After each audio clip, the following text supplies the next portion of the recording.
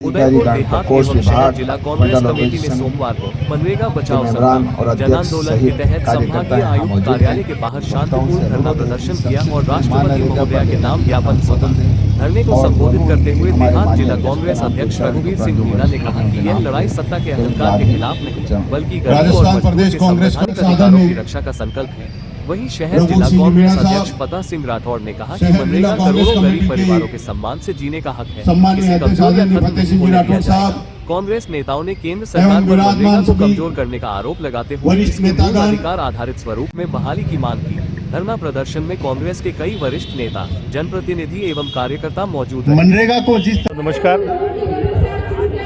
Akhil Bharatiya Congress committee के निर्धारित कार्यक्रम को प्रदेश कांग्रेस कमेटी द्वारा हर जिलों में, मंडल में, ब्लॉक पे और वार्ड में भेजा है।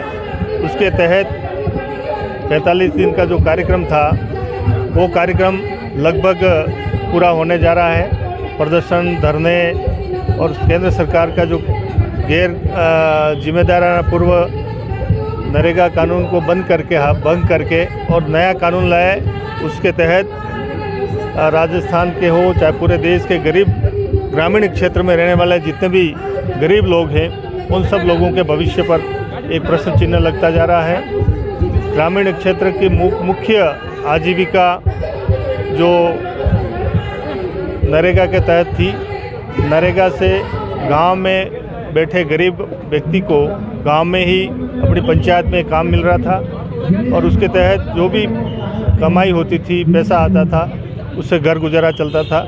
पर भारतीय जनता पार्टी सरकार की नीयत ठीक नहीं है, गरीबों के प्रति उनका कोई जिम्मेदारी पूर्वक निर्णय नहीं है। उस वजह से उन्होंने महात्मा गांधी के नाम से कल्याणकारी योजना मनरेगा योजना को समाप्त करके और VBG राम जी नाम से योजना परिवर्तित की, नाम बदला। उस पर हमें कोई ज़्यादा आपत्ति तो नहीं है, परंतु आपत्ति भी इस बात की है कि दुनिया के सारे देश महात्मा गांधी को अपना आदर्श मानते हैं। दुनिया के कई देशों में महात्मा गांधी की स्टैचू लगी है, उनके सिद्धांतों को आदर्श मानते हैं और हमारे देश का प्रधानमंत्री उनके प्रति, उनकी पार्टी उनके प्रति नफरत पैदा करके इस देश में महात्मा गांधी के जो अस्तित्व है, उनके सिद्धांत है, उनको ख़त्म करने के लिए उनके नाम से जो योजना थी उस योजना को समाप्त करके और राम जी के नाम से उस योजना को परिवर्तित करके एक धार्मिक एजेंडा चला के और अपने राजनीतिक रोटियां सेकना चाह रहे हैं। अभी मुझे ये कहना है कि केंद्र सरकार की अगर नीयत अगर ठीक होती तो पहले पूर्व सरकारों की योजना जो प्रावधान थे उस प्रावधानों को समाप्त नहीं करते।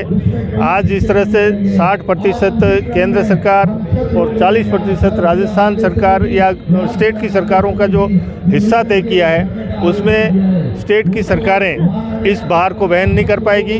जब भार ही वहन नहीं कर पाएगी तो निश्चित तौर पे ये योजना अपने आप स्वतः ही समाप्त हो जाएगी। ऐसा घोर निंदनीय कार्य उन्होंने किया है। केंद्र की पूर्ववर्ती सरकार कांग्रेस सरकार ने जो रेशो तय किया था, श्रम का पूरा पैसा भारत सरकार के खजाने से आता था और पक्के स्ट्रक्चर अगर कोई बनाने होते तो स्टेट गवर्नमेंट अपनी तरफ से 10% मिला के और पक्के वर्क कर सकते थे, निर्माण कार्य करते थे।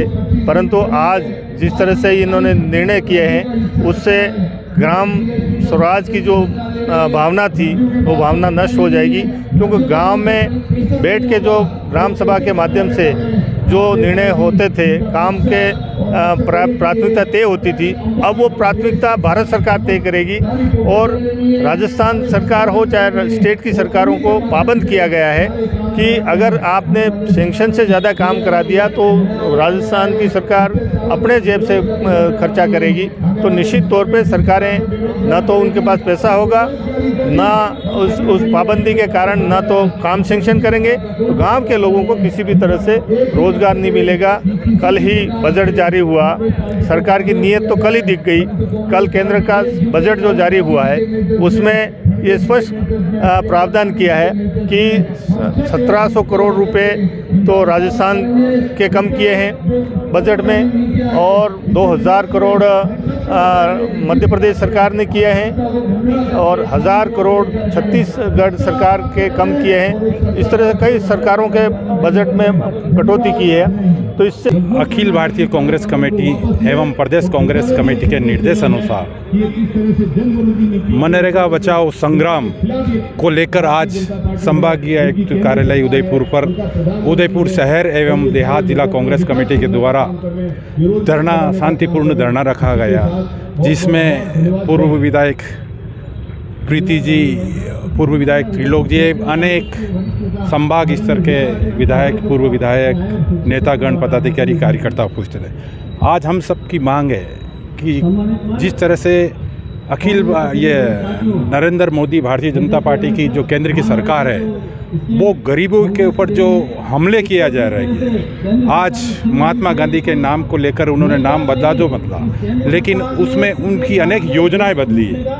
तो आज हम सभी ये मांग करते हैं कि मनरेगा को लेकर जिस तरह से गांव ढाणी में रोष व्याप्त है सभी ग्रामीणों को, पहले से इस देश में महंगाई, बेरोजगारी और जिस तरह से हम स्वर्ण आभूषणों की जो बढ़ती हुई मांग देख रहे हैं, तो ये मोदी सरकार ये कहीं न कहीं गरीबों की दुश्मन है। ये हर समय गरीबों के ऊपर हमला करना चाहती है। हम चाहते हैं कि इस योजना का उद्देश्य पूरा वो ही रहे, मनरेगा में महात्मा गांधी का नाम भी पुनः रहे। इसलिए हमारा ये शांतिपूर्ण जो धरना है इसी उद्देश्य से दिया गया है। AICC और PCC के निर्देशानुसार जो आज मनरेगा के लिए हम लोग सब हमारे राष्ट्रपिता महात्मा गांधी जी को श्रद्धांजलि अर्पित करते हुए यहाँ पे एकत्रित हुए हैं, उसका मुख्य उद्देश्य ये है कि जिस प्रकार से केंद्र सरकार ने मनरेगा का नाम बदला और कांग्रेस पार्टी को बदनाम करना चाह रही है कि कांग्रेस पार्टी भगवान श्री राम के नाम पे ऑब्जेक्शन उठा रही, वो बिल्कुल निराधार है और गलत है। हम लोगों का ऐसा कोई उद्देश्य नहीं है। नाम तो हमेशा से भारतीय जनता पार्टी बदलती आई है, क्योंकि उनके पास कोई कार्य नहीं है। वो कांग्रेस पार्टी के किए हुए कार्यों का नाम बदल के अपना नाम रखती है, तो इस पे हमारा कोई ऑब्जेक्शन नहीं है।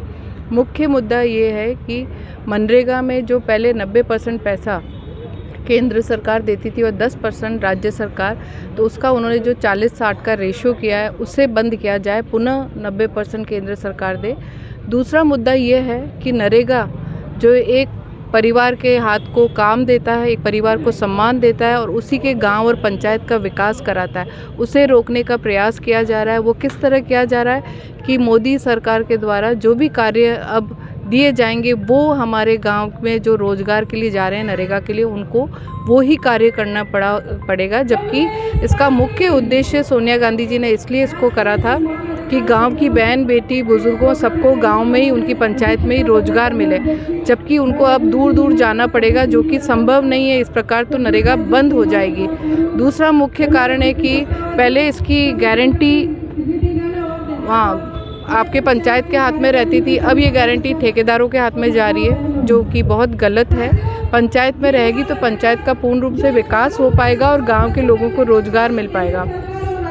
तीसरी बात ये कहना चाह रही हूँ कि नरेगा से हमारे परिवार की माताएं बहनें भी कार्य कर रही थी, अब वो इतनी दूर जाएंगी नहीं, वो जाएंगी नहीं तो वहाँ पे रोज़गार होगा नहीं, तो ये नरेगा वहाँ पे ये कह के बंद कर दिया जाएगा कि यहाँ पे तो लोग काम करने आते ही नहीं है। कुल मिला के भारतीय जनता पार्टी का उद्देश्य ये है कि इस नरेगा को बंद किया जाए।